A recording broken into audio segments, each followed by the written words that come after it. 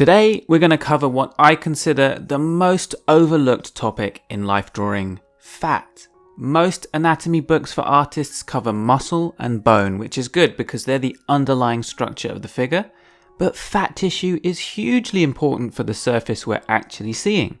And we'll quickly look at why we need to learn about fat, where it's distributed, and finally, how to draw it. Hi, my name's Kenzo, and this is Love Life Drawing. There are different types of fat, but the topic for today is the fat that really affects what we see, the subcutaneous tissue just under the skin. I found that when I mentioned to people I was making a video about drawing fat, most assumed that I meant drawing people of a certain size. But everyone has fat tissue, and it's going to have a big impact on what we see when we're drawing anyone. So there's models of all shapes in this video. At school, I remember my friend proclaimed to us that he had 0% body fat. And then another friend told him that that was really dangerous because Bruce Lee had died from having no body fat. And at the time, I completely believed both of them. But within all of that nonsense, one thing was actually true. It would be dangerous to have zero body fat, because this tissue has various functions. It stores up energy for use later, it's important for cellular function, and it provides a cushion, which is why there's fat tissue on our butts and feet, and it pads out joints and organs. On our hands, apparently, it even helps with forming a grip around things. For figure drawing, fat is really important for the nice gestural curves that we love so much. In some areas of the figure, fat just softens the underlying structure. It creates smooth curves on top of more angular bones and the undulating terrain of the muscles.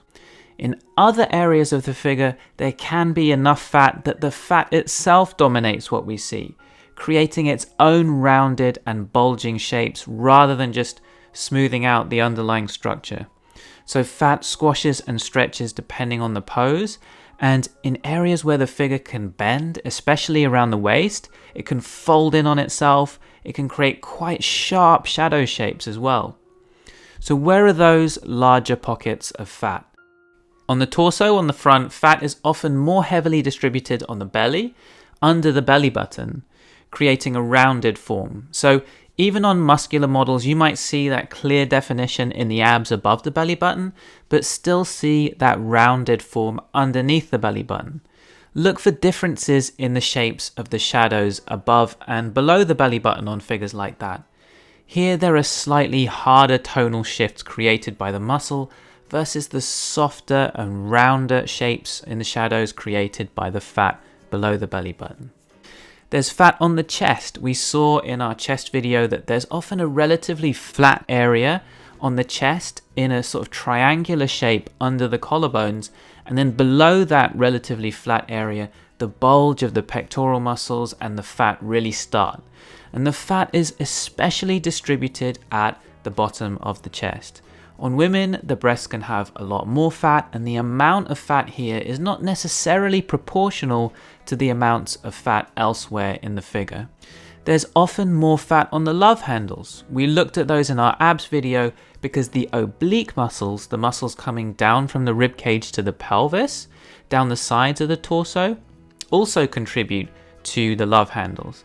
They create a small bulge just above the top edge of the pelvis, and fat is added to that muscle, especially at the back, and that creates these larger bulges. And I find that these are often forgotten when people are drawing figures. There's a lot of fat on the buttocks, which is useful for sitting on. On the limbs, there tends to be more fat closer to the torso. So on the arms, there's more fat in the upper arms than in the forearms, and then it seems least of all in the hands. So you might notice more of the sharpness created by bone on the hands, and then more definition from muscles on the forearms, and then finally the smoother shapes of fat on top of muscle in the upper arms. So there's a little bit of a hierarchy there. And it's a similar story on the legs. There is less fat in places like the ribcage arch, the wrists, the bony tips of the pelvis, the collarbones.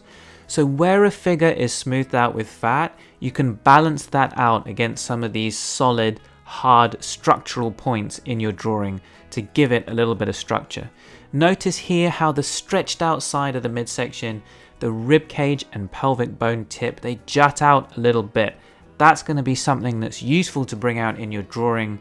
So you've got those sharper bits of structure against the smoother, softer bits where there's fat. On the other side, where things are squashed up, the fat can bunch up, creating bulges and rounded folds. And areas of fat can also merge together. So for example, the fat on our love handles and on our bellies under our belly button that we talked about, they can merge to create a sort of belt shape wrapping around the torso just above the pelvis. Or the fat on the love handles can merge with fat on the buttocks to create a large, smooth volume reaching from the waist down to the top of the leg. And sometimes you can see a flow from the fat on the chest all the way around to the shoulder blades. Where fat is stored varies a lot between different people. It seems to be more individual and more varied than bone and muscle. It seems that some people hold subcutaneous fat more in the lower body, around the butt and the thighs, and some people hold it especially in the stomach and the chest, and some in a more even and general distribution around the body. So next we're going to get to drawing tips. First, I just wanted to mention our new community at community.lovelifedrawing.com is currently working on the animated figure challenge. So sign up over there and join in. Also, we'll be running our 10-week Life of Drawing program from October. Here's some feedback on the screen that we got from the last time we ran it. There's more information about the 10-week program at lovelifedrawing.com/lifeofdrawing.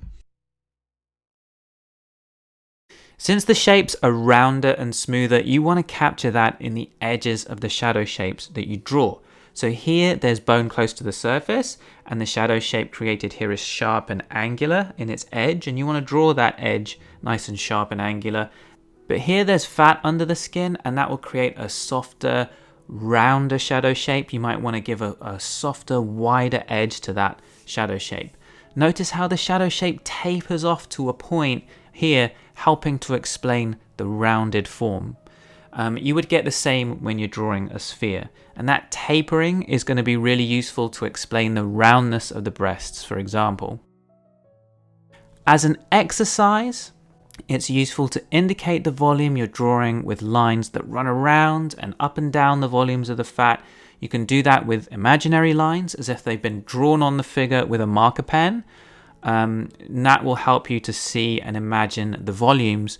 You could also do things like if you're hatching, you could use contour hatching, where the hatching wraps around the volumes. Since our gestural lines are often best when they're smooth and sweeping, fat is really helpful for gesture drawing, and dramatic lines that come inwards and then sweep outwards are great. We've talked before about looking for curves that complement each other and gain momentum. So rather than symmetrical curves, you can emphasize curves that either taper together or flow like a river together, or that cascade into each other. And you'll see that different forms of fat really help with finding those curves. Drawing figures is a balancing act. There's the balance between the simple big volumes versus the details and smaller features. There's the hard structure and solidity, and then there's sweeping gestural curves. Understanding that balance is partly about seeing the figure as built from the angular hard skeleton, the simplifying smooth and soft fat, and then the muscles in the middle creating sometimes hard and rigid shapes and sometimes more smooth flowing shapes. Okay, I want to say a thank you to Croquis Cafe for always providing great reference photos for us and their models of all shapes and sizes who are brave enough to bear all so that we can learn from them, because we owe them so much for having the guts to do that so that we can study. So thank you to all the models. There are more cool videos on the screen. Check one out and I'll see you over there.